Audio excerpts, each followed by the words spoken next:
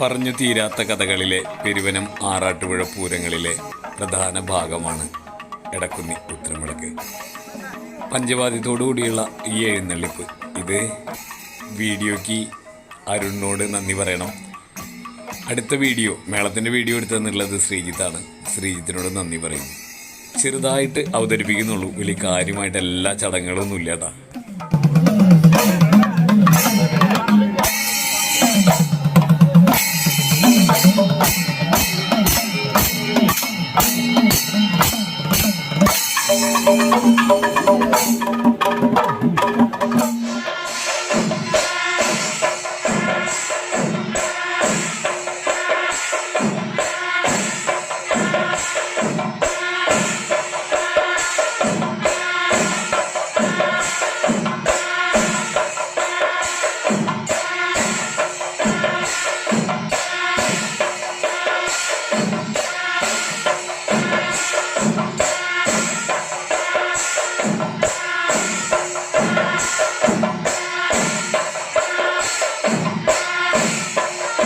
ഞാൻ വേണുഗോപാലൻ. ഞാൻ ഈ ഇടക്കുന്നി വയലത്തെ ഒരു അംഗമാണ്. എൻ്റെ ഒപ്പം ഇരിക്കുന്ന എൻ്റെ ഞങ്ങളുടെ ബന്ധുക്കളായ ഗിരി രാമേന്ദ്രനാണ്. ഈ വർഷത്തെ 1442 വർഷത്തെ മാണ്ടിലെ പൂരം കഴിഞ്ഞ് ഇടക്കുന്നി ഭഗവതി മന്ദാരക്കടവിലെ ആറാട്ട് കഴിഞ്ഞ് ഭഗവതി രാവിലെ 5 മണിയോടുകൂടി ഇടക്കുന്നി തിരിച്ചു വന്നു. അതിനുശേഷം വൈകുന്നേരം ഭഗവതി ദീപാരാധനയ്ക്ക് ശേഷം പുറത്തേക്ക് പഞ്ചവാദ്യത്തോടു കൂടി ഇവിടുത്തെ നമ്മുടെ ഉത്രംവിളക്കിൻ്റെ ആഘോഷം തുടങ്ങി. അതിനുശേഷം രാത്രി 11:30 മണിയോട് കൂടിയിട്ട് പാണി കൊട്ടി പുറത്തേക്ക് എഴുന്നള്ളിച്ച് പ്രശസ്തമായ 10 നാഴിക പഞ്ചാരിക്ക് കാലമിട്ടു. രാത്രി 1:30 മണിയോട് കിഴക്കൂട്ട അന്യന്മാരുടെ നേതൃത്വത്തിലുള്ള പഞ്ചാരിക്ക് കാലമിട്ട് 5:45 വരെ മേളം തുടർന്ന് 5:45 ശേഷം മേളം അവസാനിക്കുകയുണ്ടായി. അതിനുശേഷം ഭഗവതിയുടെ ഇടവഴിപ്പൂരമാണ്. ഇടക്കുന്നി ഉത്രംവിളക്കിന് വരുന്നത് തൈക്കാട്ടുശ്ശേരി ഭഗവതിയും ചക്കംകുളം ശാസ്താവും നാങ്കുളം ശാസ്താവും ചിറ്റിച്ചാത്തക്കുളം ശാസ്താവുമാണ് ഇടക്കുന്നി ഉത്രംവിളക്കിന് വരുന്നത്. അതിനുശേഷം പഞ്ചവാദ്യത്തിൽ ഇടവഴിപ്പൂരം കഴിഞ്ഞ് മടങ്ങി വന്ന് ഉപചാരം ചൊല്ലി എല്ലാവരെയും യാത്രയാക്കുന്ന ചടങ്ങാണ് പിന്നെ നടക്കുന്നത്. അതിനുശേഷം ഇവിടെ വന്ന് കൊടികുത്ത് നടത്തുന്നു.